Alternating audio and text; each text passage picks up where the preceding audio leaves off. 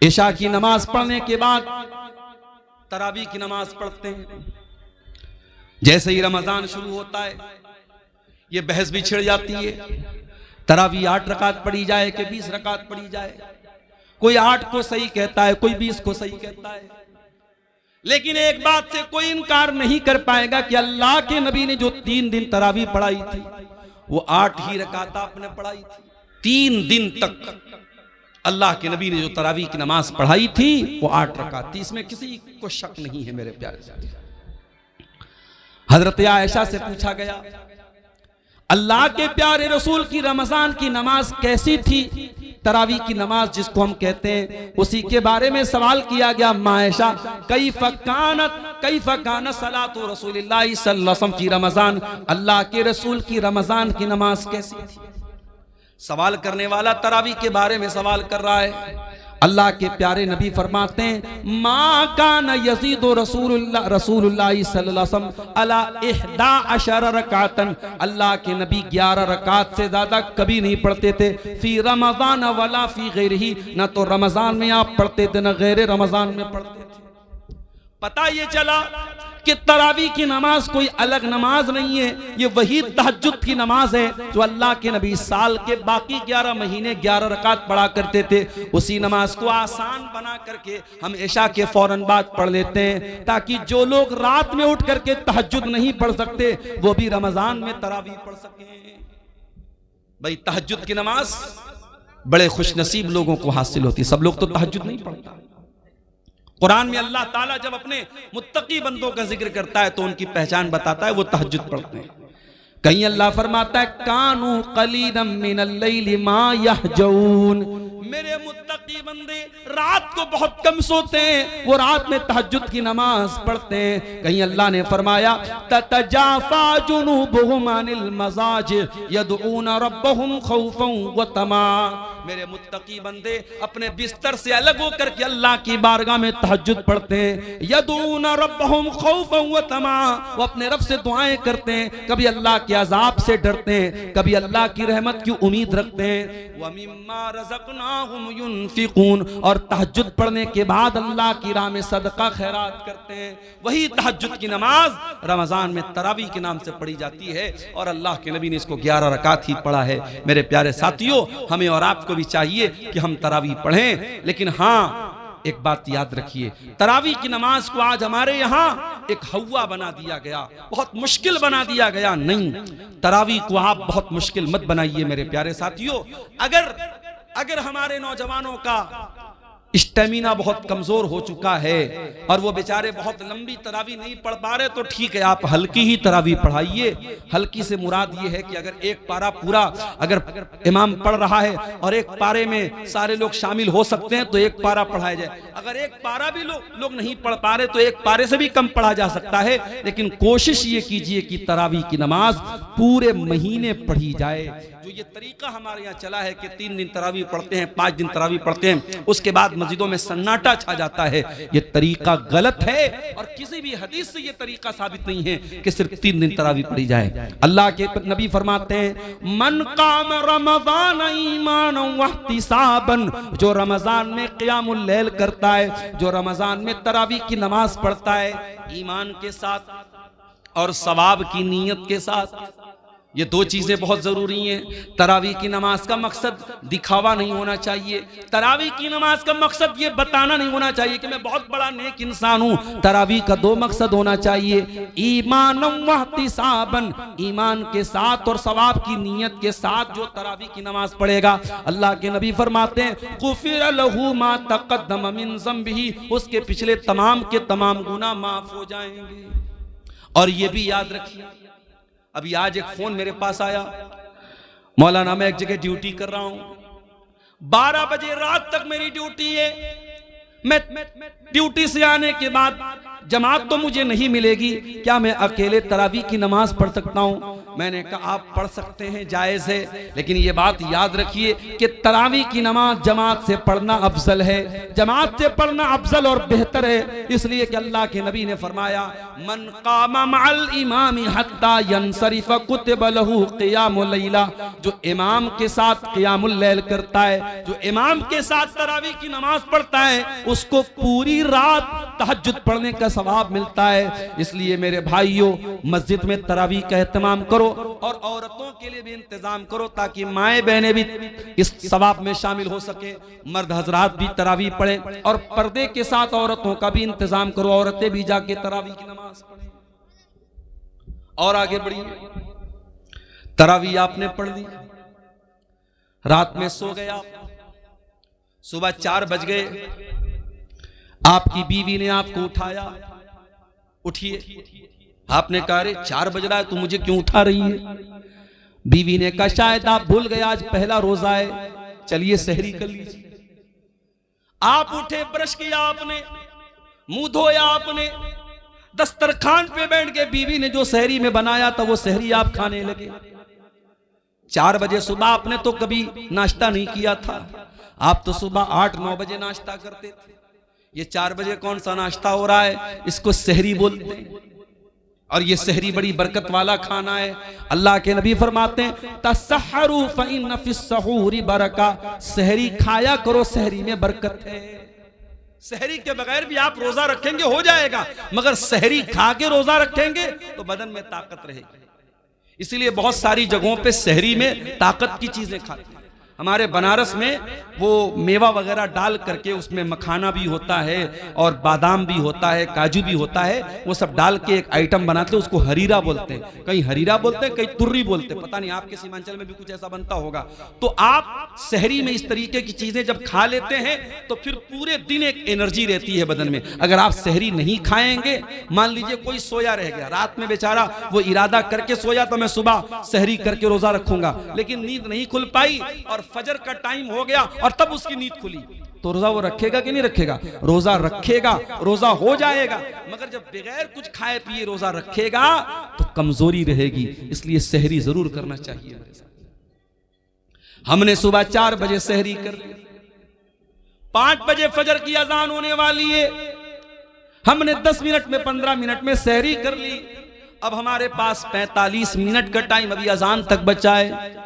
हमने सोचा बिस्तर पे चल के थोड़ा आराम कर लेते हैं। जैसे ही बिस्तर पे आराम करने गए, नींद आ गई और फजर की नमाज हमारी बिस्तर पे चली गई। ये तरीका गलत है मेरे भाई, बिल्कुल गलत है ये तरीका। आप 14-14 घंटे भूखे रहते हैं, आप रोजा रखते हैं, लेकिन अगर आप नमाज की पाबंदी नहीं करते हैं तो माफ कीजिएगा, रोजा इंपॉर्टेंट है, रोजा अहम है, लेकिन रोजे से भी ज्यादा इंपॉर्टेंट नमाज है। इस्लाम के 5 अरकान में कलमा पढ़ने के बाद दूसरे नंबर पे नमाज है और तीसरे नंबर पे ज़कात है और चौथे नंबर पे रोजा है। आप चौथे नंबर की चीज के लिए तो 14 घंटे मेहनत करते हैं, लेकिन दूसरे नंबर की चीज को आप गोल कर देते हैं, नमाज ही को गायब कर देते हैं। याद रखिए मेरे प्यारे साथियों, इस्लाम में रमजान के रोजे के पहले 5 वक्ता नमाज है, इसलिए नमाज छोड़ करके आप रोजा मत रखिए। अगर आप फजर की नमाज जाने का डर है तो आप सहरी थोड़ा लेट खाइए। अल्लाह के नबी की सुन्नत भी थी कि आप सहरी बहुत लेट खाते थे, यानी फजर की अजान से ठीक 10-15 मिनट पहले आप सहरी खा लीजिए और जब 10 मिनट बचा है आप वजू बना करके बैठ करके दुआ कीजिए, अल्लाह ताला से जिक्र कीजिए अल्लाह ताला का, और फजर की नमाज पढ़ने के बाद ही आप सोइए ताकि आपकी नमाज न छूटने पाए। और आगे बढ़िए, आपने सहरी खाई, फजर की नमाज आपने पढ़ ली, उसके बाद आपको मगरिब की अजान तक कुछ खाना नहीं है। दोपहर का टाइम आया, जोहर की नमाज पढ़ने के लिए आप मस्जिद में आए। सुबह 5 बजे आपने पानी पिया था, आपका हलक बिल्कुल सूख करके कांटा हो चुका है। जोहर की नमाज के लिए आपने वजू बनाना स्टार्ट किया। आपने वजू में कुल्ली के लिए मुंह में पानी डाला, पानी आपके मुंह में गया। आप अगर चाहें तो पानी के 2-4 कतरे हलक के नीचे डाल के हलक को गीला कर लें, हलक को तर कर लें, हलक तो सूख करके कांटा हो गया है, 2-4 कतरे पानी के चले जाएं तो कौन देखने वाला है? न कोई कैमरा वहां लगा है, न बगल वाले को पता चलेगा, न इमाम साहब को पता चलेगा, न मौलवी साहब को पता चलेगा। लेकिन कोई ताकत है, कोई पावर है जो आपको ऐसा नहीं करने दे रहा है। आप प्यास के मारे बुरा हाल है आपका हलक सूख करके कांटा बना हुआ है और पानी आपके मुंह में जा रहा है, मगर वो कौन सी ताकत है जो पानी को हलक के नीचे डालने नहीं देती है? पानी बाहर आ जाता है, पानी हलक के नीचे नहीं उतरता है। मेरे प्यारे साथियों, इसी का नाम तकवा है, इसी का नाम अल्लाह का डर है, और रमजान का महीना यही तकवा हमें सिखाता है। इसीलिए अल्लाह ने फरमाया, या अय्युहल्लज़ीना आमनू कुतिबा अलैकुमुस्सियामु कमा कुतिबा अलल्लज़ीना मिन क़ब्लिकुम लअल्लकुम तत्तक़ून। ऐ ईमान वालो, हमने तुम पर रमजान का रोजा फर्ज किया है ताकि तुम मुत्तकी बन जाओ, ताकि तुम अल्लाह से डरने वाले बन जाओ, ताकि तुम हराम चीजों से बचने वाले बन जाओ। रोजे की हालत में खाना नहीं खा सकते, पानी नहीं पी सकते, बीवी से मिल नहीं सकते, बीवी के साथ रोमांस कर सकते हैं, गले लग सकते हैं, बीवी को टच कर सकते हैं, लेकिन अगर डर वो इस बात का कि बीवी से ज्यादा करीब होंगे तो हो सकता है कि बीवी के साथ सोहबत हो जाए। जिसको इस बात का डर हो वो बीवी से बहुत ज्यादा करीब भी ना जाए। रोजे की हालत में आप इंजेक्शन भी लगवा सकते हैं, लेकिन शर्त यह है कि ताकत का इंजेक्शन ना हो, ग्लूकोज का इंजेक्शन ना हो। नॉर्मल इंजेक्शन भी आप लगवा सकते हैं। रोजे की हालत में आप कान में ड्रॉप भी डाल सकते हैं, आंख में ड्रॉप भी डाल सकते हैं, हाँ, नाक में कोई दवा नहीं डालेंगे। रोजे की हालत में आप खून की जांच भी करवा सकते हैं, लेकिन हाँ, खून चढ़वा नहीं सकते, खून दे नहीं सकते, खून ले नहीं सकते। खून इसलिए नहीं दे, खून लेंगे तो बदन में एक ग़िज़ा आ जाएगी, वो जायज़ नहीं है। रोजे की हालत में बदन को ग़िज़ा पहुंचाना जायज़ नहीं, और खून किसी को देंगे तो कमजोरी बहुत ज्यादा आ जाएगी, रोजे पर इफेक्ट पड़ेगा, इसलिए खून देना भी ठीक नहीं रोजे की हालत। रोजे की हालत में आप अगर भूल करके कुछ खा गए, नबी अकरम ने फरमाया, अगर भूल चूक करके तुम्हारे मुंह में कुछ चला गया, खा लिया, तो जैसे ही याद आ जाए फौरन बाज आ जाओ। और तुमने जो भूल करके खा लिया पी लिया, उससे तुम्हारे रोजे पर कोई फर्क नहीं पड़ा, बस ये समझो कि तुमको अल्लाह ने खिला दिया। अब मान लो आप घर में आए, प्याले में दाल रखी हुई थी, आपने थोड़ी सी दाल पी ली, फिर आपको याद आया, अरे भाई अभी तो रमजान शुरू हो गया है। फिर आपको अब्दुल गफ्फार साहब की तकरीर भी याद आ गई, उन्होंने कहा था अल्लाह ताला खिला रहा है, आपने पूरी गटागट पूरी दाल आप पी गए। ये नहीं कर देना भाई, वरना मसला फंस जाएगा, बदनाम मैं हो जाऊंगा। जितना चला गया, जितना गलती से भूल से आपने खा लिया, बस वहीं स्टॉप हो जाओ। जैसे ही याद आ गया मैं रोजा, अच्छा अब ये भी है, बाज लोगों को याद कब आता है जब पूरा खा पी के डकार लेते अल्हम्दुलिल्लाह, उसके बाद उनको याद आता है कि हाँ मैं रोजा हूं। तो इतनी कमजोर याददाश्त भी आपकी नहीं होनी चाहिए। रोजे की हालत में अगर भूल करके आपने खा लिया तो कोई गुनाह की बात नहीं।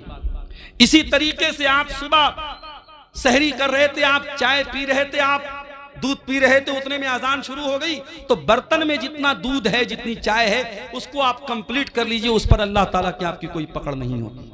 अजान अगर होने लगे तो बर्तन में जो चीज आप पी रहे हैं उसको आप कंप्लीट कर सकते हैं, उसमें कोई गुनाह की बात नहीं। और ये भी नोट कर लीजिए, रोजे की हालत में अगर रात में इंसान अपनी बीवी से मुलाकात करता है, जाहिर है कि रात में तो जायज है, या रात में इंसान सो गया और वो नापाक हो गया, उसको एहतलाम हो गया, नाइट फॉल हो गया, अब सुबह वो उठा तो वो नापाक है, यानी उसके ऊपर गुस्ल वाजिब है। अब वो क्या करे, वो रोजा रखेगा कि नहीं रखेगा? रोजा रखेगा।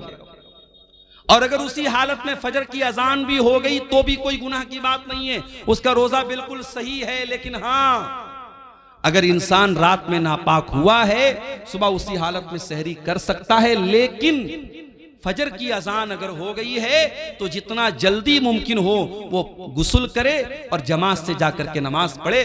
कुछ लोग क्या करते हैं, नापाक हो गए तो आराम से सोए रहते हैं, सुबह 8 बजे 9 बजे उठ करके गुस्ल करते हैं और फिर नमाज पढ़ते हैं। ये गलत है, ये नाजायज है, ये हराम है। आप नमाज को बिना मजबूरी के उसके टाइम से डिले नहीं कर सकते। अगर आप नापाक हैं, जितना जल्दी मुमकिन हो आप नापाकी को दूर कीजिए और नमाज पढ़िए। और यह भी याद रखिए, अगर फजर के 1 मिनट पहले भी औरत अगर हैज में थी और पाक हो गई, 1 मिनट पहले भी, मान लीजिए कि अगर 5:15 पे फजर की अजान हो रही है और 5:14 पर औरत को यह लगा कि मैं पाक हो गई हूं, मेरा हैज आना बंद हो गया, पीरियड आना बंद हो गया मेरा, तो उस दिन का रोजा वो रखेगी, उस दिन का वो रोजा रखेगी और फौरन वो गुस्ल करके फजर की नमाज भी पढ़ेगी। हाँ, अगर इसका उल्टा हो जाए, अगर फजर की अजान के 1 मिनट के बाद भी अगर औरत को जो है वो हैज आ जाए तो वो उस दिन का रोजा नहीं रखेगी, वो नापाक मानी जाएगी, वो जितने दिन पीरियड में रहेगी वो रोजा नहीं रखेगी। अगर मगरिब की अजान के 1 मिनट पहले भी उसको हैज आ गया तो वो रोजा उसका काउंट नहीं होगा, उस रोजे को वो बाद में पूरा करेगी, वो रोजा उसका पूरा नहीं माना जाएगा। ये मसले हैं, इसकी भी जानकारी हमको कर लेना जरूरी है। शाम का टाइम आया, आपने बीवी आपकी कमरे में आती है, वही बीवी जो आपके लिए सर से पैर तक हलाल है, आपने रोजे की हालत में अपने आप को कंट्रोल किया है, बीवी के करीब नहीं जा रहे, आपको बहुत तेज भूख लगी, आपके घर में खाने पीने के बहुत सारे आइटम रखे हुए हैं, लेकिन आप उन चीजों को नहीं खा रहे, आपको प्यास लगी, आप कोई चीज पी नहीं रहे, ये रोजा हलाल चीजों को आपसे छुड़वा रहा है। खाना हलाल है लेकिन आप खाना नहीं खा रहे, पानी हलाल है लेकिन पानी नहीं पी रहे, बीवी हलाल है लेकिन बीवी के करीब नहीं जा रहे। मेरे प्यारे साथियों, ये रोजा हमें ये सबक दे रहा है, ऐ रोजा रखने वाले, अगर तू अल्लाह के हुक्म पर हलाल चीजों को छोड़ सकता है तो तू हराम को भी छोड़ सकता है, और अगर तू हलाल को छोड़ता है और हराम को नहीं छोड़ता है तो फिर तेरे रोजा रखने का कोई मतलब नहीं है। कुछ लोग क्या करते हैं, दिन भर तो रोजा रखते हैं और मगरिब की जैसे ही अजान होती है, इफ्तार करने के बाद पहले सिगरेट का धुआं निकालते हैं, पहले बीड़ी का धुआं निकालते हैं। अरे अल्लाह के बंदे, अगर तुझे सिगरेट इतनी प्यारी है और बीड़ी इतनी प्यारी है कि तू मगरिब की अजान का वेट कर रहा था, तो इससे तो बेहतर था तू रोजा ही ना रखता, तू रोजा ही ना रखता। तू अल्लाह के लिए हलाल चीजों को छोड़ने को तैयार है तो तू हराम को नहीं छोड़ सकता। मेरे प्यारे साथियों, रमजान हमें चेंज करने के लिए आया है, रमजान हमारे अंदर परिवर्तन लाने के लिए आया है। रमजान ने हमारे सोने का, खाने का, पीने का टाइम चेंज कर दिया है। जो रमजान हमारे खाने पीने सोने का टाइम चेंज कर सकता है, वो रमजान हमारी बुरी आदतों को भी चेंज कर सकता है। वो बीड़ी पीने वालों, वो सिगरेट पीने वालों, वो शराब पीने वालों, मोबाइल पर गंदी चीजें देखने वालों, वो बेपर्दा रहने वाली लड़कियों, वो गलत ताल्लुकात में फंसने वाले नौजवानों, अगर अपनी गंदी आदतों से पीछा छुड़ाना है तो उसका बेहतरीन मौका है रमजान। रमजान तौबा का महीना है मेरे साथी। तौबा का मतलब क्या होता है? तौबा कहते किसको है अरबी ज़बान में? तौबा का मतलब होता है यू टर्न ले लेना। आप गाड़ी लेके जा रहे हैं, आपको वापस दोबारा उसी रास्ते पर वापस होना है, आप गाड़ी को दोबारा घुमाएंगे, यू टर्न लेंगे, इसको तौबा कहते हैं। इसका मतलब ये हुआ कि जब इंसान सही रास्ते से भटक जाए तो वो तौबा करे ताकि दोबारा सही रास्ते पर आ जाए। मेरे प्यारे साथियों, अगर आपको तौबा करना है, अल्लाह के रास्ते पे वापस आना है, तो रमजान उसके लिए बेहतरीन मौका है। अल्लाह से सच्ची तौबा कीजिए मेरे साथियों। 4 दिन की जिंदगी है, हम नहीं जानते पूरा रमजान भी हमको नसीब होगा कि नहीं होगा, नहीं मालूम किसी दिन हार्ट अटैक आ जाए, इंतकाल हो जाए, नहीं मालूम किसी दिन बाइक से जा रहे हो कोई एक्सीडेंट हो जाए, बाइक से गिर के हम मर जाएं, नहीं मालूम कार से जा रहे हो कार किसी खाई में चली जाए, अल्लाह को प्यारे हो जाएं। हमें तो ये भी नहीं मालूम कि कब मरेंगे, कहां मरेंगे। 5 चीजों का इल्म तो सिर्फ अल्लाह ताला के पास है। इन्नल्लाह इंदहु इल्मुस्साह, कयामत कब आएगी सिर्फ अल्लाह को मालूम है। व युनज़्ज़िलुल गईस, बारिश कब होगी, कितनी होगी, कहाँ होगी, अल्लाह को मालूम है। व यअलमु मा फिल अरहाम, और माँ के पेट से जो बच्चा पैदा होने वाला है वो क्या बनेगा, कितनी उम्र पाएगा, कितनी रोजी रोटी पाएगा, नेक बनेगा कि बुरा बनेगा, दीनदार बनेगा कि बेदीन बनेगा, माँ बाप का फरमाबरदार बनेगा या ना फरमान बनेगा, मुशरिक बनेगा या तौहीद वाला बनेगा, ये सारी बातें तो अल्लाह ही जानता है। वमा तदरी नफ्सुम माज़ा तक्सिबु गदा, और कोई नहीं जानता कि कल वो क्या करेगा। वमा तदरी नफ्सुम बिअय्यि अर्दिन तमूत, और कोई नहीं जानता कि वो कहां मरेगा, कब मरेगा छोड़ दो, कहां मरेगा इसकी भी कोई गारंटी नहीं। कितने इसे बिहार के लोग हैं, चंदा करने जाते हैं बेंगलोर, चंदा करने जाते हैं कर्नाटक, और वहीं किसी हादसे में इंतकाल हो जाता है। इसी कटिहार में घसिया घाट नाम का एक इलाका है, वहां एक मौलाना कारी अब्दुल बासित नाम के थे, बहुत अच्छे मेरे ताल्लुकात थे, उनके मदरसे में कई बार जलसे में गया। बेचारे तमिलनाडु के इलाके में चंदा करने गए थे, ट्रेन पर चढ़ रहे थे, अचानक ट्रेन से गिर गए और वहीं ऑन द स्पॉट उनका इंतकाल हो गया। मेरे प्यारे साथियों, हम तो ये भी नहीं जानते कि पूरा रमजान हमको नसीब होगा कि नहीं होगा, हम कहां मरेंगे और किस हाल में मरेंगे। मेरे प्यारे साथियों, कोशिश करो कि ये रमजान का महीना तौबा का महीना बन जाए, हमारे अंदर सुधार का महीना बन जाए, हमारे अंदर चेंजिंग का महीना बन जाए, अपनी बुरी आदतों को कंट्रोल करने वाला महीना बना लो रमजान। शाम हो गई, इफ्तार का टाइम हो गया, मान लीजिए 6 बजे मगरिब की अजान है। कोशिश ये करो कि 5:30 बजे अपने घर में आ जाओ, जितना इफ्तारी का सामान लेना है पहले ही लेके आ जाओ, आधा घंटे पहले ही आ जाओ। दस्तरखान बिछा लो, बच्चों और परिवार को साथ में ले लो और अल्लाह की बारगाह में दुआ करो। मेरे प्यारे साथियों, रोजे की हालत में अल्लाह ताला दुआ जल्दी कबूल करता है। रोजे का दुआ के साथ बड़ा गहरा कनेक्शन है, और इसीलिए अल्लाह ताला ने कुरान में जहां रमजान का जिक्र किया है, जहां रोजे का जिक्र किया है, वहीं अल्लाह ने फरमाया वइज़ा सअलका इबादी अन्नी फइन्नी करीब। ऐ मेरे नबी, जब मेरे बंदे आपसे मेरे बारे में सवाल करें कि अल्लाह कहाँ है, तो ऐ नबी उनको बता दीजिए कि अल्लाह ताला बहुत करीब है। उजीबु दावत दाई इज़ा दान, और जब भी कोई दुआ करने वाला अल्लाह को पुकारता है, अल्लाह जरूर उसकी दुआ को सुनता है। शर्त यह है फलयस्तजीबू ली वलयुमिनू बी, कि वो अल्लाह की बात माने और अल्लाह पर ईमान रखे। अगर वाकई में हम अल्लाह की बात माने तो जरूर अल्लाह हमारी दुआ सुनेगा, मगर हम अल्लाह की बात मानते कहां हैं? हम तो गुनाहों की दुनिया में लथपथ रहते हैं, हराम कमाई खाते हैं, सूद ब्याज खाते हैं, हराम काम करते, और उसके बाद हम कहते हैं अल्लाह हमारी दुआओं को नहीं सुनता। अल्लाह ने हम पर जालिमों को मुसल्लत कर दिया है, फला जालिम है, फला जालिम। अरे सबसे बड़े जालिम हम हैं। दूसरों को जालिम कहने से पहले अपने गिरबान में झांके, हमने अपने ऊपर कितना जुल्म किया है। इसलिए मेरे प्यारे साथियों, रमजान में दुआ करो, और दुआ करना है तो जरा नबियों से सीखो कि दुआ कैसे की जाती है। आदम अलैहिस्सलाम से गलती हो तो क्या दुआ की उन्होंने, और रब्बना ज़लमना अनफुसना व इल्लम तगफिर लना व तरहमना लनकूनन्न मिनल खासिरीन। ऐ परवरदिगार, हमने अपनी जानों पर जुल्म किया है, और अगर तूने नहीं बख्शा और तूने रहम न किया, ऐ अल्लाह हमसे ज्यादा खसारा उठाने वाला कोई न होगा। यूनुस अलैहिस्सलाम को देखो, मछली के पेट में, जहां दुनिया का कोई नेटवर्क काम नहीं करता, वहां क्या दुआ कर रहे हैं, फनादा फिज़्ज़ुलुमाति अल्ला इलाहा इल्ला अंता सुब्हानका इन्नी कुन्तु मिनज़्ज़ालिमीन। यूनुस अलैहिस्सलाम ने तीन अंधेरों में, समंदर का अंधेरा था, पानी का, समंदर का अंधेरा था, रात का अंधेरा था, और मछली के पेट का अंधेरा था, तीन अंधेरों में उन्होंने अल्लाह को पुकारा। और क्या पुकारा, ला इलाहा इल्ला अंता सुब्हानका इन्नी कुन्तु मिनज़्ज़ालिमीन। ऐ अल्लाह तू पाक है, ऐ अल्लाह तेरे सिवा मेरा कोई सहारा नहीं है, ऐ अल्लाह तू पाक है, इन्नी कुन्तु मिनज़्ज़ालिमीन। ऐ अल्लाह मैं जालिम हूं, मेरी गलती है। दुआ मांगने का तरीका सीखो मेरे प्यारे साथियों नबियों से। इसीलिए अल्लाह के नबी फरमाते हैं, मछली वाले नबी की दुआ बहुत बेहतरीन दुआ है, और मुसलमान जब भी किसी मुसीबत में ये दुआ करेगा, अल्लाह ताला जरूर उसकी दुआ को सुनेगा। इब्राहिम अलैहिस्सलाम को देखो, 85 साल की उम्र हो चुकी है, औलाद नहीं है।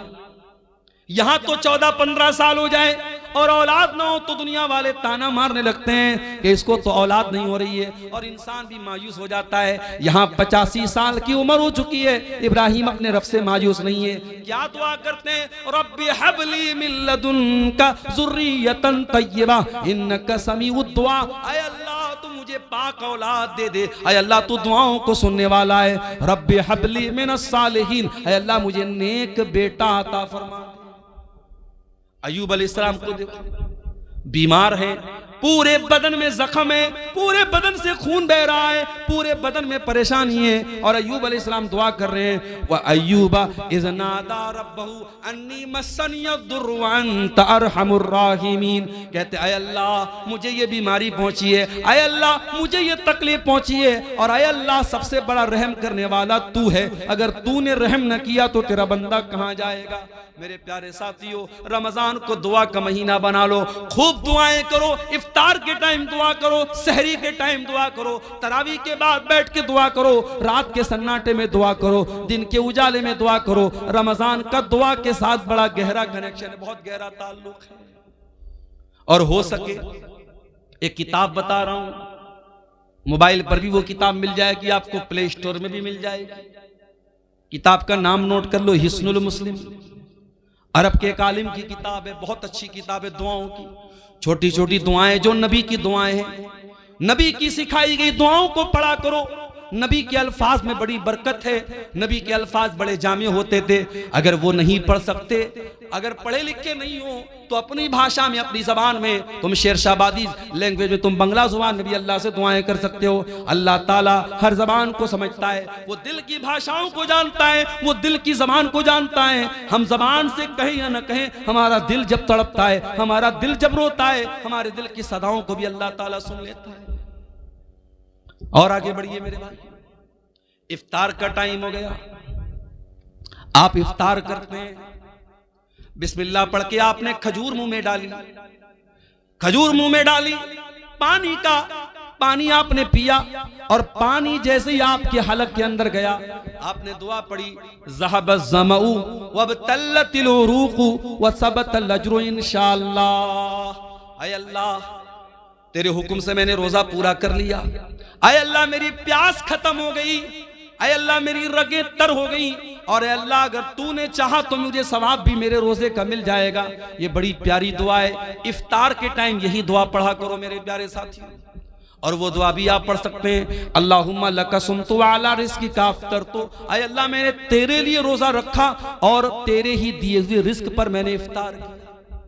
और ये भी मसला याद रखो, इफ्तार में जल्दी करने का हुक्म है। अगर घड़ी में 6 बज चुका है और आपकी जंतरी में 6 बजे इफ्तार का टाइम है, तो जानबूझ करके 6 बज करके 2 मिनट पर भी इफ्तार करना ठीक नहीं है। अल्लाह के नबी फरमाते हैं, ला यज़ालुन्नासु बिखैरिन मा अज्जलुल फित्रा, लोग उस वक्त तक भलाई के साथ रहेंगे जब तक इफ्तार में जल्दी करेंगे। क्या मतलब, जैसे इफ्तार का टाइम हो जाए जल्दी से इफ्तार करेंगे, तब तक लोग भलाई के साथ रहेंगे। बात समझ में नहीं आई? मौलाना साहब, एक आदमी 6 बजे इफ्तार कर रहा है, एक आदमी 6:05 पर इफ्तार कर रहा है, वो 5 मिनट ज्यादा रोजा रख रहा है, उसको तो और ज्यादा सवाब मिलना चाहिए। और आप अल्लाह के नबी की हदीस पढ़ रहे हैं कि जो लोग इफ्तार में जल्दी करेंगे वो भलाई के साथ रहेंगे। पता ये चला कि शरीयत हमारी लॉजिक से नहीं चलती है, शरीयत हमारे दिमाग से नहीं चलती है, शरीयत अल्लाह ताला के और उसके रसूल के हुक्म से चलती है। अगर अल्लाह का हुक्म यही है और रसूल का हुक्म यही है कि इफ्तार में जल्दी किया जाए, तो इफ्तार में देर करना ठीक नहीं है। ये मोजा मैंने पहना है, कपड़े का मोजा हो चाहे चमड़े का मोजा हो, आपको मालूम है उस अगर हमने वजू करके पहना है तो मसा कर सकते हैं मोजे के ऊपर। कभी आपने गौर किया, मोजे का जो नीचे का हिस्सा होता है वो ही ज्यादा गंदा होता है, लेकिन जब हम वजू करते हैं तो मोजे के ऊपर के हिस्से पर मसा करते हैं, हम नीचे के हिस्से पर मसा नहीं करते हैं। पता ये चला कि दीन अकल और राय का नाम नहीं है, दीन तो अल्लाह और उसके रसूल के हुक्म का नाम है। इसीलिए इफ्तार में जल्दी करने का हुक्म दिया गया है। और ये भी नोट कर लो मेरे भाई, आज जैसे ही रमजान का महीना आता है, मर्दों की डिमांड क्या होती है, 20 तरीके का आइटम बनाया जाए। हो सकता है कि आपके शेरशाबादी समाज में शायद उतनी वैरायटी ना होती हो, लेकिन आप अगर बनारस चले जाएं, आप लखनऊ चले जाएं, आप हैदराबाद चले जाएं, आप मुंबई चले जाएं, तो इफ्तार के दस्तरखान पे आपको 20 तरीके के आइटम मिलेंगे।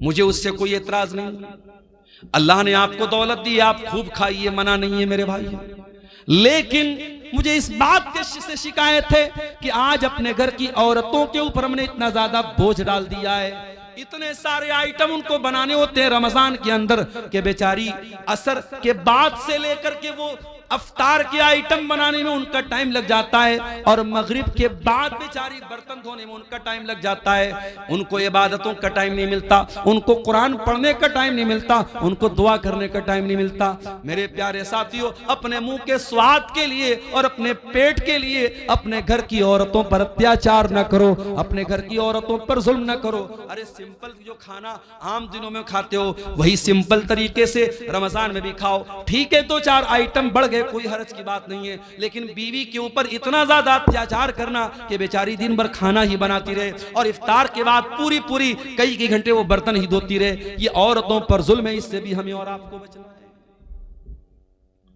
उसके बाद रमजान की एक बहुत अहम इबादत जिसके लिए कुरान में बाकायदा जिक्र किया गया, कुरान की तिलावत। रमजान में कसरत से कुरान की तिलावत करो, इसलिए कि रमजान के महीने में ही कुरान उतारा गया। फरमाया शहरु रमजान अल्लज़ी उन्ज़िला फ़ीहिल कुरान, रमजान के महीने में कुरान उतारा गया। हुदल लिन्नास, और ये कुरान सारी मानवता के लिए हिदायत बन करके आया। व बय्यिनातिम मिनल हुदा वल फुरकान, और इस कुरान की आयतें सच्चाई को खोल खोल के बयान करने वाली हैं। कभी आप अपने दिल पर हाथ रख के बताइए मेरे भाई, आपने पिछले रमजान में कितना कुरान पढ़ा था? मोबाइल पर आपने न जाने कितनी रील्स देखी थी, फेसबुक के ऊपर आपने न जाने कितना टाइम खर्च किया था, यूट्यूब पर आपने न जाने कितने वीडियोस देखे थे, लेकिन आप अपने दिल पर हाथ रख के बताइए कि आपने कुरान कितना पढ़ा था। बल्कि अगर आप मुझसे पूछे तो मैं एक बात कहूंगा, रमजान में उलमा की तकरीरें सुनिए, मैं मना नहीं करता, मगर तकरीरों से ज्यादा कुरान सुनिए, कुरान पढ़िए। रमजान को कुरान के लिए खास कर दीजिए। और आज भी आप देखिए जो हरमैन के इमाम है, जब वो कुरान पढ़ते हैं कितना अच्छा लगता है। शेख अब्दुल रहमान अस्सुदैस जब अपनी आवाज में कुरान पढ़ते अल्लाह अल्लाह, कितना प्यारा लगता है। शेख सऊद अशरम तो चले गए, लेकिन मौजूदा जो इमाम हरमैन है उसमें एक नाम शेख बदर तुर्की का है, कितना प्यारा कुरान पढ़ते हैं। आप मोबाइल पर हेडफोन लगा के अगर शेख बदर तुर्की की जबान से कुरान सुनेंगे और आंखें बंद कर लेंगे, आपको ऐसा लगेगा आप हरम में खड़े हैं, आप मक्का में खड़े हैं, आप मस्जिद हराम में खड़े हैं। वो लोगों, तुम कुरान पढ़ो तो सही एक बार। अला बिज़िक्रिल्लाहि तत्मइन्नुल कुलूब, ये कुरान तुम्हारे दिल को जरूर शांति देगा, तुम्हारे दिल को जरूर सुकून देगा। ये कुरान पढ़ के तो देखो, ये कुरान सुन के तो देखो। हमारे दिल इतने कठोर हो चुके हैं, हमें गाना अच्छा लगता है, हमें म्यूजिक अच्छा लगता है, हमें कुरान अच्छा नहीं लगता। हमें कुरान न पढ़ने का मन करता है, न सुनने का मन करता है। तरावी की नमाज में इमाम साहब जरा सी लंबी तिलावत कर दें तो हम नाराज हो जाते हैं, इमाम साहब आपने लंबी तिलावत क्यों कर दी? हमें कुरान 10 मिनट ज्यादा सुनना भी गवारा नहीं है। वही नौजवान जो आधा घंटे तरावी की नमाज में खड़ा नहीं हो पाता है और बैठ करके आराम आराम से तरावी पढ़ता है, वही नौजवान 1-1 घंटा खड़े होकर के 50 ओवर का क्रिकेट मैच देख लेता है। अभी इस बार वर्ल्ड कप का 2020 वर्ल्ड कप चल रहा है। अपने नौजवानों से एक बात कहना चाहूंगा, ये वर्ल्ड कप का जो मैच है ये तो होता रहेगा, लेकिन रमजान पता नहीं दोबारा हमको मिलेगा कि नहीं मिलेगा। मेरे प्यारे साथियों, इस वर्ल्ड कप के चक्कर में अपने रमजान को बर्बाद न होने देना। इस वर्ल्ड कप के मैचों के चक्कर में आप जब मैच देखेंगे तो मैच में एडवर्टीजमेंट भी आएगा, प्रचार भी आएगा, उसमें नंगी लड़कियां भी आएंगी, उसमें नंगा प्रचार भी आएगा। उसमें जब मैच देखेंगे तो दर्शकों को भी दिखाया जाएगा, उसमें खूबसूरत लड़कियां भी नजर आएंगी और आप रोजे की हालत में ये सारी चीजें देखेंगे। इसलिए खबरदार, कहीं रमजान के रोजे को आपका ये वर्ल्ड कप का मैच बर्बाद न कर दे। इसलिए वर्ल्ड कप के मैच से भी होशियार रहना मेरे साथी। कुरान को टाइम दो। इमाम मालिक रहमतुल्लाह अलैह बहुत बड़े इमाम थे, हदीस का दर्स दिया करते थे। पूरी दुनिया से उनके पास लोग हदीस पढ़ने आया करते थे, लेकिन जब रमजान का महीना आता था इमाम मालिक ऐलान कर देते थे, वो लोगों मैं रमजान में हदीस नहीं पढ़ाऊंगा, मैं साल भर हदीस पढ़ाता हूँ। ये कुरान का महीना आ गया, ये रमजान का महीना आ गया, एक महीने के लिए मुझे कुरान के साथ छोड़ दो, मैं कुरान को पढ़ूंगा, कुरान पर गौर करूंगा। वो लोगों कुरान को पढ़ो रमजान में, कुरान को सुनो रमजान में और कुरान पर गौर करो। ये दिल पर जो गुनाहों की लेयर चढ़ी है, ये दिल पर जो गुनाहों की परत चढ़ी है, जब कुरान पर गौर करोगे तो ये परत टूट जाएगी, ये परत गिर जाएगी। कुरान कहता है अफला यतदब्बरूनल कुरान अम अला कुलूबिन अक़फ़ालुहा, मेरे बंदो तुम कुरान पर गौर क्यों नहीं करते? क्या तुम्हारे दिलों पर ताले लगे हैं? जिस तरीके से मोबाइल का लॉक अगर खोलना हो तो जब तक पासवर्ड ना डाला जाए तब तक मोबाइल का लॉक नहीं खुलता, जब तक पैटर्न लॉक ना डाला जाए तब तक मोबाइल का लॉक नहीं खुलता। इसी तरीके से दिल पर जो लॉक पड़े हैं, दिल पर जो ताले पड़े हैं, दिल का ताला खोलना है तो कुरान पर गौर करो, कुरान पर तदब्बुर करो मेरे प्यारे साथी, कुरान पर गौर करो मेरे साथी। अल्लाह के नबी जिनके ऊपर कुरान उतरा था, अल्लाह के नबी कभी कभी दूसरे के मुंह से कुरान सुना भी करते थे। एक मर्तबा आपने अब्दुल्ला बिन मसूद से फरमाया, ऐ अब्दुल्ला इक़रा अलैयल कुरान, ऐ अब्दुल्ला मुझे कुरान पढ़ के सुनाओ।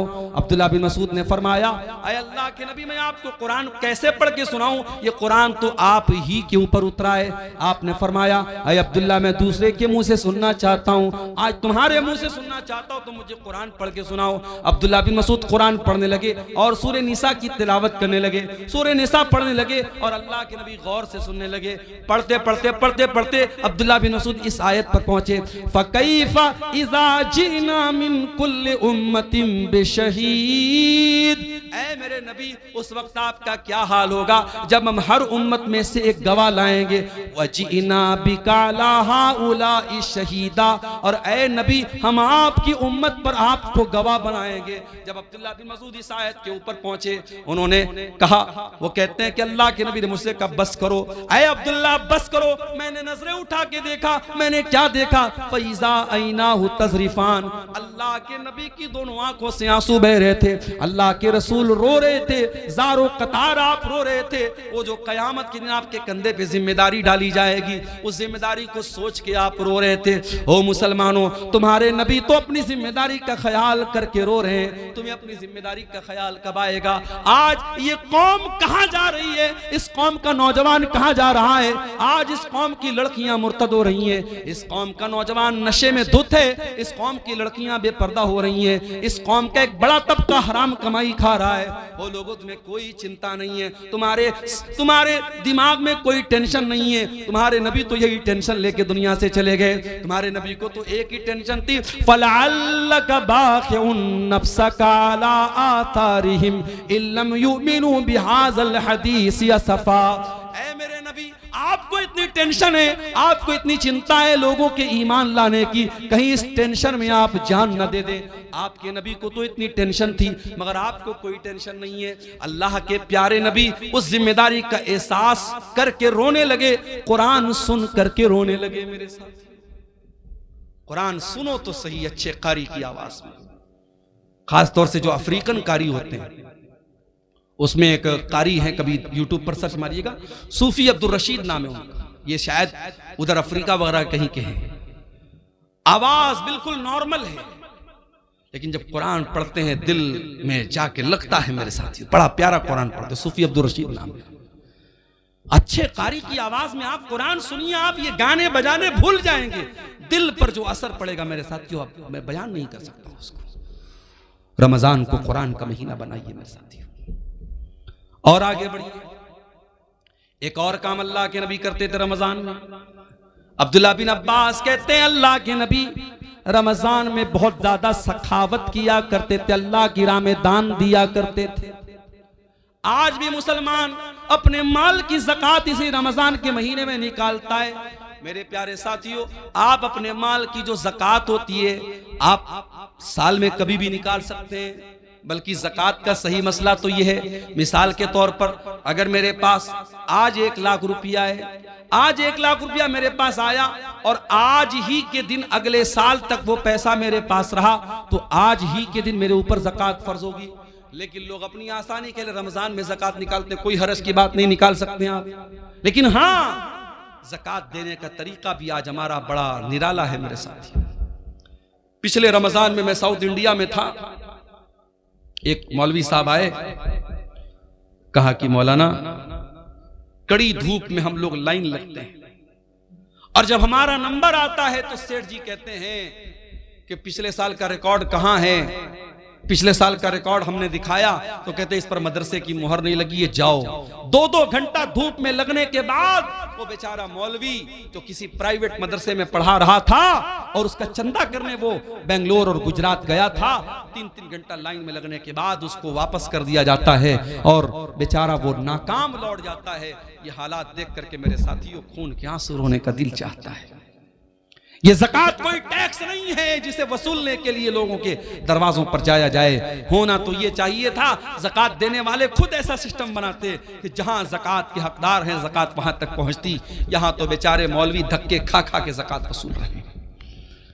मेरे प्यारे साथियों, अपने माल की ज़कात निकालो और सही तरीके से अपने माल की ज़कात निकालो।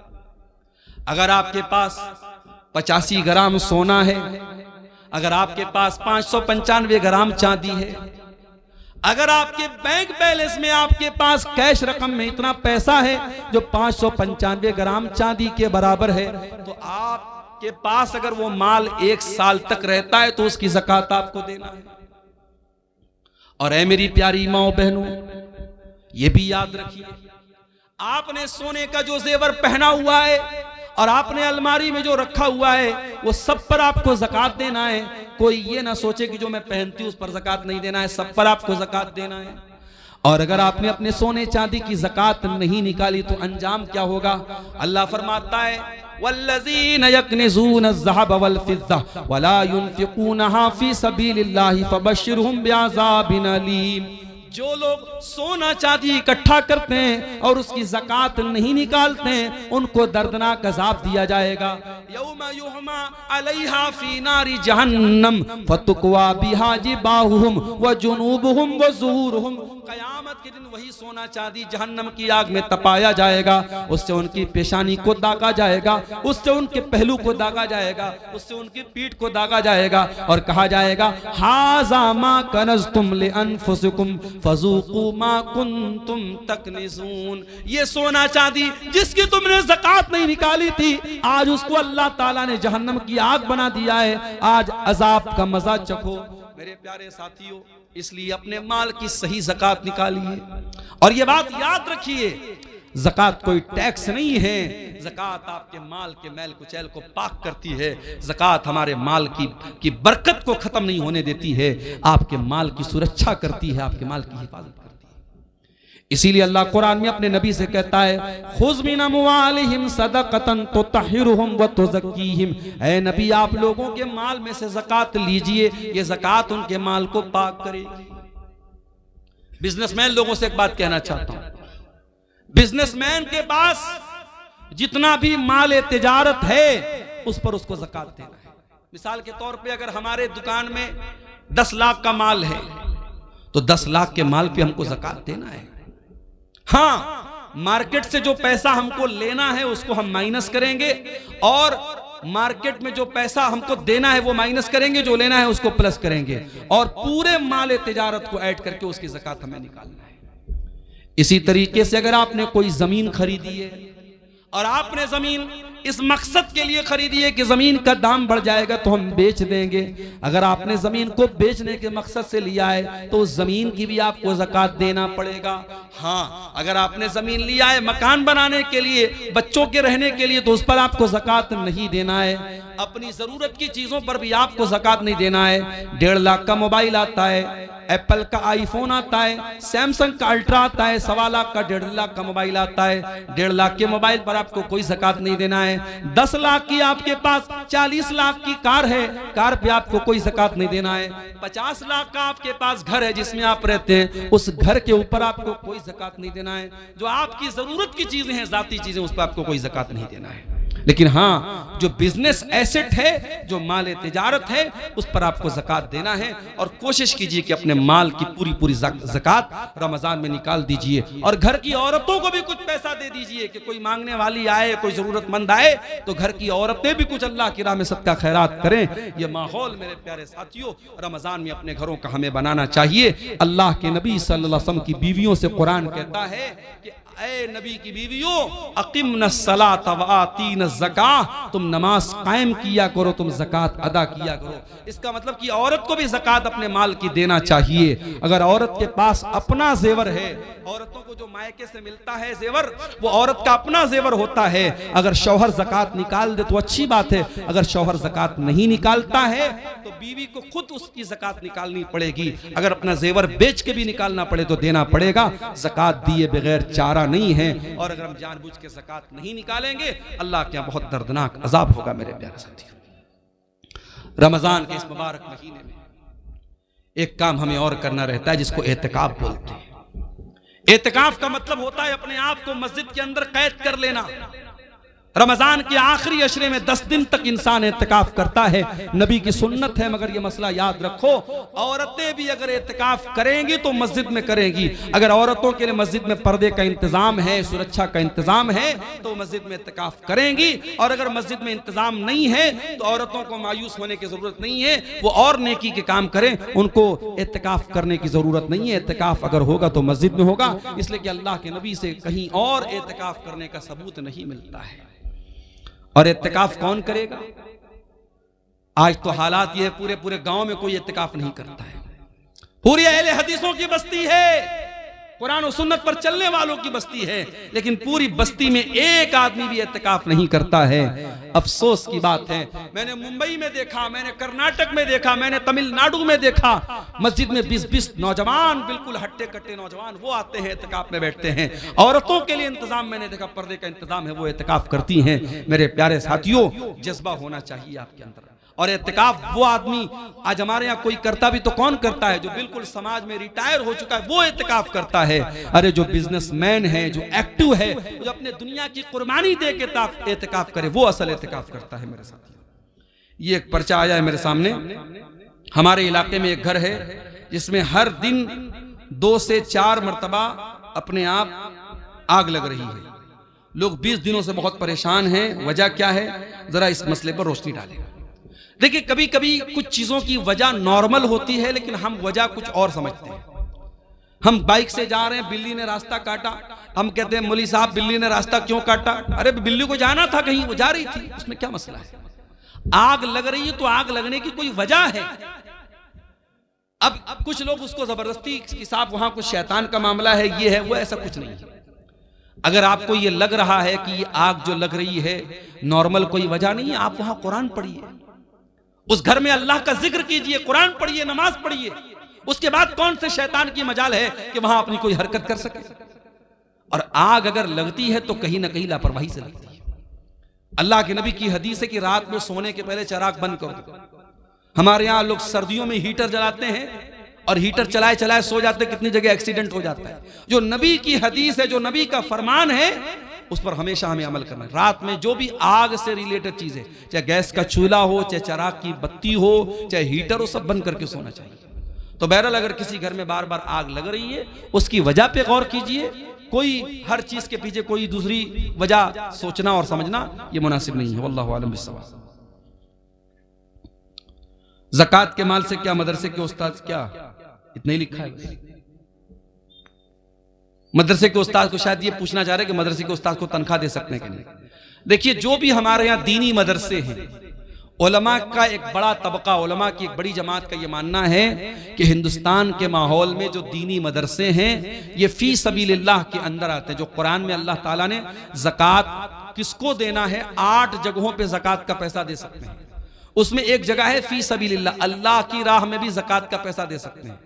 तो उलमा की एक बड़ी जमात का कहना है कि मदरसा जहां दीनी तालीम होती है वहां पे हम ज़कात दे सकते हैं, क्योंकि वो फी सबीलिल्लाह के अंदर आता है।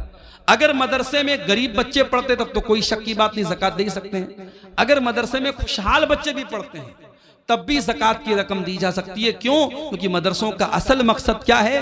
अल्लाह के दीन की तबलीग करना, लिहाजा वहां ज़कात की रकम दी जा सकती है। लेकिन इस तरीके के मदरसे जहां ज़कात की रकम दी जाती है वहां अगर ऐसे बच्चे पढ़ते हैं जिनके बाप खुशहाल हैं तो उनको ये चाहिए कि खुराकी वगैरह की वो फीस दे दें ताकि वो ज़कात के अंदर किसी तरीके के डाउट से वो बच जाए। हदीस के मुताबिक इफ्तारी में जल्दी करने का हुक्म है, लेकिन हमारे इलाके में एक ही जगह में अहनाफ कुछ और अहले हदीस हजरात कुछ औकात में इफ्तारी करते हैं। उसकी क्या वजह हो सकती है? क्या इसमें भी अव्वल और आखिर वक्त का मसला है, यानी 2 से 4 मिनट? अहनाफ के यहाँ जबरदस्ती सिर्फ एहतियात के नाम पे 2-4 मिनट लेट किया जाता है, उसकी कोई दलील नहीं है। जो जंतरी के औकात है बहुत सोच समझ करके हिसाब व किताब करके बनाए गए हैं।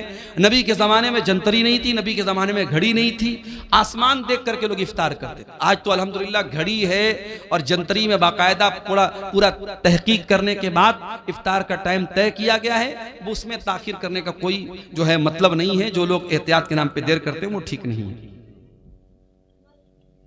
क्या सहरी के लिए माइक में ऐलान करना सही है? सहरी के लिए, सहरी खत्म करने के लिए अजान होती है वो काफी है, अलग से कोई माइक से ऐलान करना ठीक नहीं है।